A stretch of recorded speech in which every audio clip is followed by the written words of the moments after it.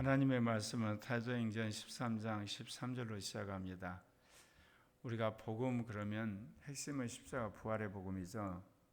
그런데 지난 100여 년 전에 오순절 성령운동이 일어나게 되면서 사중복음 또는 오중복음 그런 말이 있었습니다.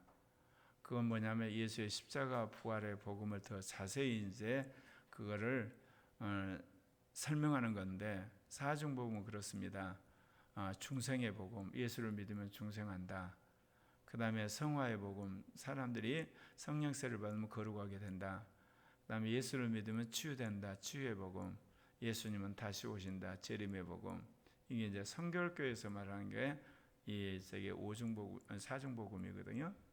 오중복음은 뭐냐면 이제 거기에 5가지가 들어가는데 중생의 복음은 똑같아요. 근데 성령 세례가 들어갑니다.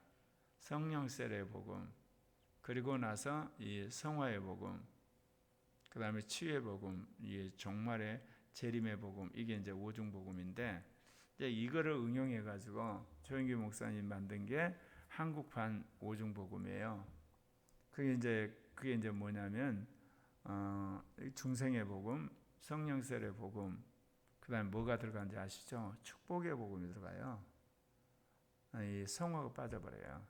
그리고 치유의 복음, 그 다음에 재림의 복음이에요. 그러니까 한국의 성령운동이 어떻게 이제 방향이 가는 게 알겠죠? 성화를 빼버리고 축복으로 갑니다. 결국은 육신적인 방향으로 마지막 가버려요. 그래서 한국교회가 오늘 이렇게 돼버린 겁니다. 축복은 하나님이 주신 약속에 따라 주신 것이지 사실은 축복의 복음이라고 할 수는 없어요. 물론 그분이 이제 축복의 복음을 이야기한 것이 요한문서에서 내 영혼이 잘된 것 같이 범사에 잘되고 건강하기를 바란다. 그거를 이제 삼박자 축복 그래가지고 이제 축복의 복음에 이제 집어넣으려고 그랬는데, 이제 그 오순절 운동에서는 성화를 중요시했기 때문에 그랬다는 거죠. 그러니까 이렇게 예수의 십자가 부활의 복음을 사중복음으로 오중복음으로 이제 그 더 세분화돼서 이야기를 했는데, 오늘 이제 바울이 이방인들에게 복음을 전할 때도 그래요. 이방인들에게 복음을 전할 때는 능력을 행하고 권능을 행해서 하나님의 살아계심을 보여준 다음에 복음을 전하지만, 유대인에게 복음을 전할 때 항상 회당에 가지고 히브리 성경을 가지고 복음을 전합니다. 바울과 및 동행하는 사람들이 바보에서 배 타고 밤빌리아에 있는 버가 이르니, 이게 바울 선교단이죠. 여기 보면 서두에 누가 나옵니까? 바나바가 빠집니다. 바울이 앞서 옵니다. 그 이야기는 바울이 바 예수와의 영적인 전투에서 앞장서서 그 마술사 바 예수를 꼼짝 못하게 해버리잖아요. 그러면서 권위가 바나바에서 바울로 옮겨가는 거예요. 자, 권위가 이렇게 옮겨가면 무슨 일이 벌어질까요? 팀 안의 리더십에 갈등이 생겨요.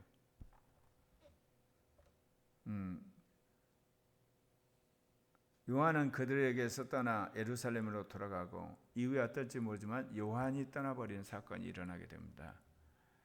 그들은 버가에서 더 나가 비시디아 안디옥에 이르러 안식일에 회당에 들어가 앉으니라. 이제 우리가 있었던 지역은 이쪽 안디옥이고, 이거는 비시디아 안디옥입니다. 안디옥에 이르러 안식일에 또 회당에 들어가요. 그래서 바울의 전략이 늘 도시를 가면 도시에 있는 회당에 있는 유대인들에게 먼저 복음을 전하고 그 다음에 이방인에게 복음을 전하는 전략을 취하죠.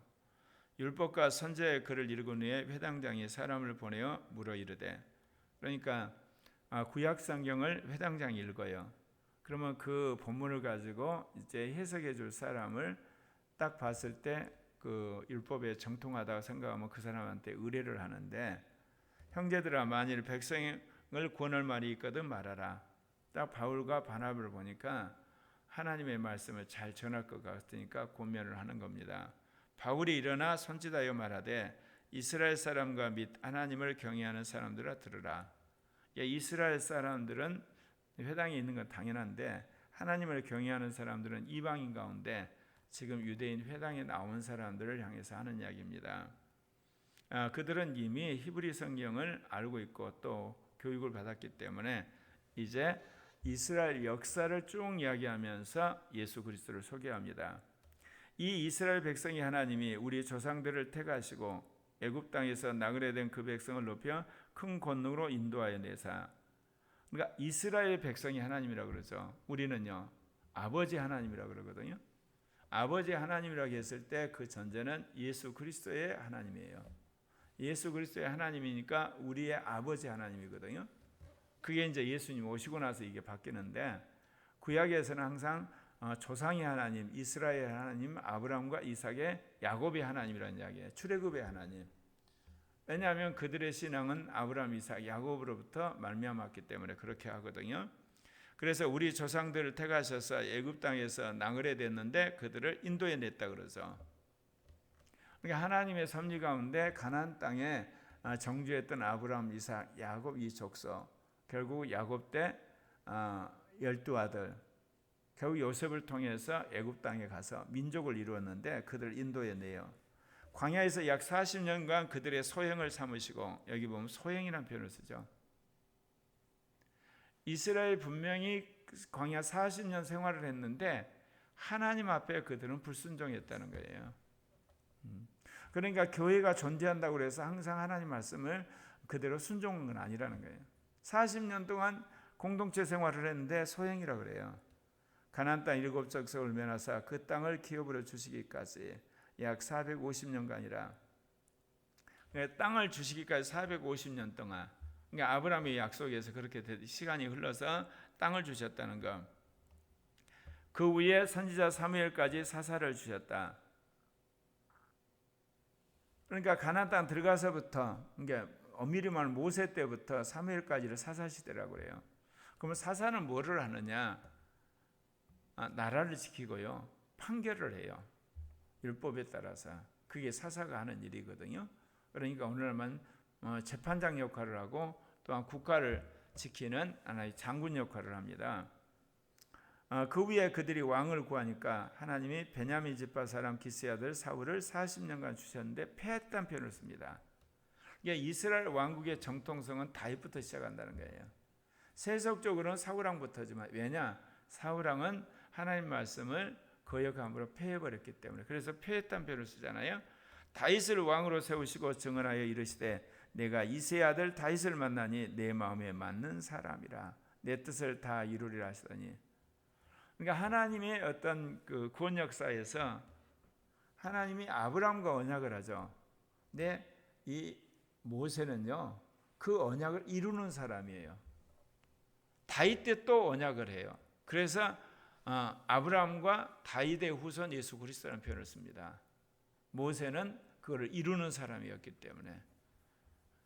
그러나 이스라엘 민족 역사를 보면 모세 때문에 출애굽을 했기 때문에 그들은 모세를 더 중요시 여기게 되는 거죠. 하나님이 약속하신 대로 이 사람의 후손에서 이스라엘 위하여 구주를 세우셨으니 곧 예수 그리스도라. 그러니까 이 아브라함과 하나님이 언약을 했는데 그 아브라함의 언약이 모세 때 이루어져서 민족을 이루지만, 하나의 이 다윗 때 와서 또다시 주님이 언약을 하는데 다윗의 후손 가운데서 메시아가 난다는 언약을 했다. 그래서 다윗을 중요시 여기는 겁니다. 그래서 이 사람의 후손에서 이스라엘 위에 구주가 나셨다. 곧 예수라. 예수는 왕족인과 동시에 이 땅에 우리를 구원하려 오신 대제사장이고 또한 모세가 예언한 선지자다. 세 가지 직분을 다 감당하신 분인데 바로 그 예수가 다윗의 후손으로 오신 우리의 구주라 이야기해요. 근데 이 예수를 이야기하기 전에 이스라엘 사람들이 인정하는 선지자 세례 요한 이야기합니다. 그가 오시기에 앞서 요한이 먼저 회개세를 이스라엘 모든 백성에 전파하니라. 왜냐하면 예수 그리스도가 아무 준비 없이 오게 되면 어느 누가 예수가 메시아인지 알겠습니까?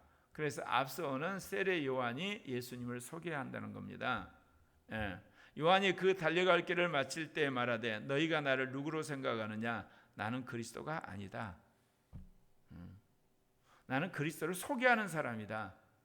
내 뒤에 오시는 이가 있으니 나는 그 발에 신발끈을 풀기도 감당하지 못하리라 하였으니.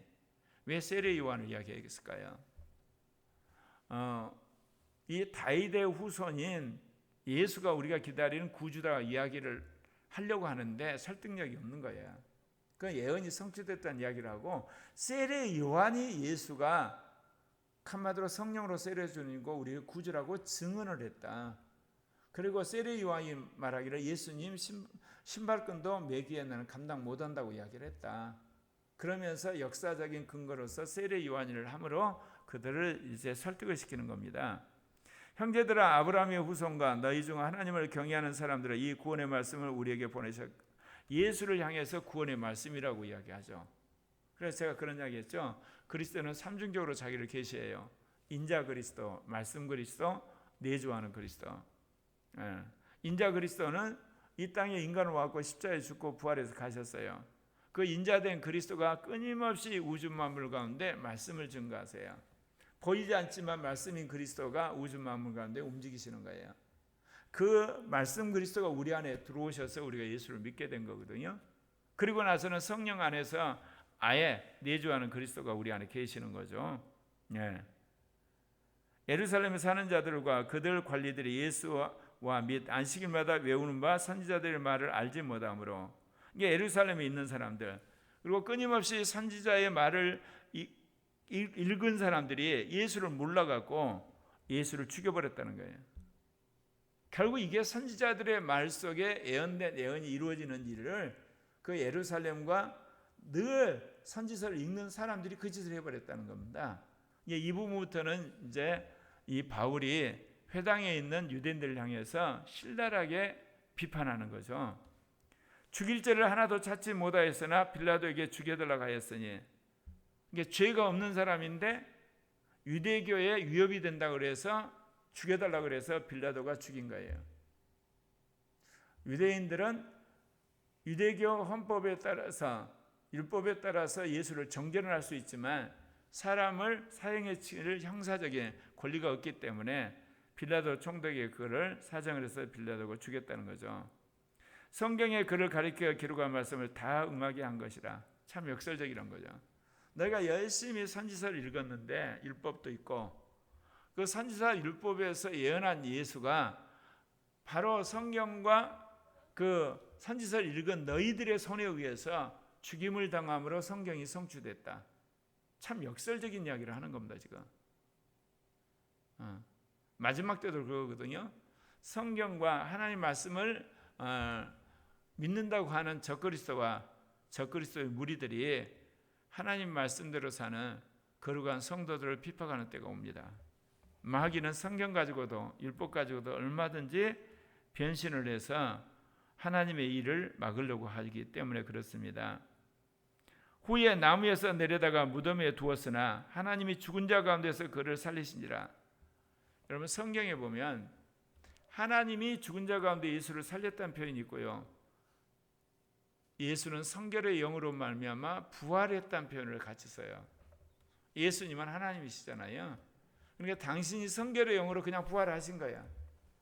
그러나 하나님 편에서는 당신이 죽은 자를 살리셨다 그런 표현을 써요. 두 가지 다 맞는 거예요. 갈릴리로부터 예루살렘에 함께 올라간 사람들에게 여러 날 보이셨으니 그들이 이제 백성 앞에 그의 증인이라. 갈릴리에서 예루살렘에 함께 올라간 사람이 누구겠어요? 제자들이죠. 특별히 열두 사도들. 그들이 바로 예수님의 십자가의 죽음과 부활을 증거하는 증인이다. 나도 그 사람 중에 아니지만 내가 부활한 예수를 만나서 나도 그런 증인과 똑같은 역할을 하고 있다 그 이야기죠. 그러니까 바울은 갈릴리에서 올라온 베드로와 같은 제자들은 아니지만 그는 이제 부활한 예수를 만나서 이제 증인이 된 거죠. 그래서 먼저 누구를 이야기하냐? 예수님과 함께 갈릴리에서 올라왔던 예수님의 제자들이 증인이라는 말을 하게 됩니다. 그러면서 이제 나도 예수 그리스도를 증언하는 증인이라는 이야기를 그 다음에 이제 이야기를 하게 되는 거죠. 자, 여기서 이제 우리가 알 수 있는 것은 히브리 성경에 깊이 침잠한 이 이스라엘 사람들과 하나님을 경외하는 사람들을 향해서 복음을 전하는데 어디서부터 전합니까? 이스라엘 백성이 조상들로부터 예정이 돼서 그 다음에 그들이 고센 땅에서 민족을 이루고 그 다음에 출애굽을 하고 40년 광야 생활을 하고 가나안 땅에 정착을 하고 그 다음에 다윗이 등장하게 되고 그 다음에 다윗을 통해서 예언했고 그 다음에 이제 건너뛰어서 세례 요한이 증언한 그 사람이 예수다. 예수가 우리 구주다. 그런데 그 예수는 결국 이 하나님을 경외하고 또 이스라엘 사람들이 늘 읽는 그 성경을 읽는 사람들이 예수를 잡아 죽임으로 성경을 성취를 했다. 자, 여기서 우리가 알 수 있는 것은 성경을 읽는데 두 종류가 있다는 거예요. 항상 뭐냐면 성경을 자기 방식대로 읽는 변화되지 않는 이상 그 다음에 성령이 주신 믿음이 아닌 자기가 만든 믿음으로 읽는 사람들은 나중에 예수님을 잡아 죽이게 되고 재림하신 예수님을 대적한 짓을 합니다. 그리고 변화된 이성 그리고 성령을 따라 성경을 해석하는 사람 정말 주의 뜻대로 살고자 하는 사람들은 성경의 말씀을 성취하고 훗날 주님 오실 때 휴거를 시키는 거죠. 그래서 국가 기독교 시대는 이 두 개가 쪼개지지 않았어요. 육신적 이성을 따라 성경을 읽는 사람, 영적 이성을 따라 성경을 읽는 사람, 정말 예수 그리스도의 복음을 위해서 헌신하려고 하는 사람, 겉으로만 크리스찬이 구분이 안 됐는데 왜? 국가 기독교 시대니까 국가 권력이 하나로 통합을 해가지고 근데 늦은 비 성령 시대는 이제 민주화가 되고 개인주의가 되고 자본주의가 됐잖아요. 그리고 사람들이 이제 자유롭게 말하는 시대가 되기 때문에 점점 두 개가 그것이 이제 구분돼 갑니다. 그 단적인 예가 서구라파 같은 경우는 다 동성애 합법화돼서 모든 교단에 굴복을 했는데 미국 같은 자유롭잖아요. 그래서 미국의 교단은 거의 대부분 교단이 두 개로 쪼개졌어요. 주류 교단은 다 동성애를 합법화하고 성령을 따라서 성경 말씀을 그대로 믿고 있다는 사람들은 다 분리돼 나왔어요. 근데 기적같이 한국은 전 교단이 지금 똘똘 뭉쳐가지고 동성애 합법을 막는 초유의 사건이 일어났거든요. 그건 뭐냐? 한국이 성경 중심의 교회인과 동시에 1903년에 하디 선교사에 의해서 성령운동이 일어나고 그것이 1907년 이제 장대현 교회 성령운동 그러니까 처음에는 감리교회가 시작하고 장로교회가 시작해서 흔히들 감장이라고 그러죠. 장감이라고 그러고 일찍이 성령운동 안에서 성경이 우리 신앙의 중심으로 자리 잡았기 때문에 서구에서 유학받아 온 그 신학교 교수들이 하는 이야기보다 실제로 성령 받은 성경 말씀을 믿는 이러한 이렇게 목회자와 평신도들이 주를 이뤘기 때문에 이거를 막아냈어요. 그런데 이것도 앞으로 많아야 한 10년 되면 깨질 수가 있어요. 그래서 하나님이 코리아교회를 세우신 거예요. 그건 뭐냐? 이제는 예수 그리스도를 영접하면 성령을 받고 성령을 받음으로 성경의 모든 간격을 극복하는 그래서 성경을 성취하는 그래서 삼위적으로 혁신적인 문화를 주도하고 예수 그리스도의 복음을 제대로 전해서 제자를 삼고 성령의 충만한 가운데서 정말 신령한 자가 출현하는 그런 삼위적 계시를 통한 새로운 어떤 기독교, 새로운 그리스도인, 새로운 기독교 문화를 만듦으로 이 나라를 정말 반동성의 국가가 되고 자유민주 국가가 만들고 그 다음에 정말 시장계가 작동하는 그래서 선진국의 모델이 되는 나라가 되는 것 그게 주님 뜻이에요. 그를 위해서 하나님 코리아교회를 먼저 세우신 겁니다. 우리가 이러한 일을 감당해야 되겠죠? 기도합시다.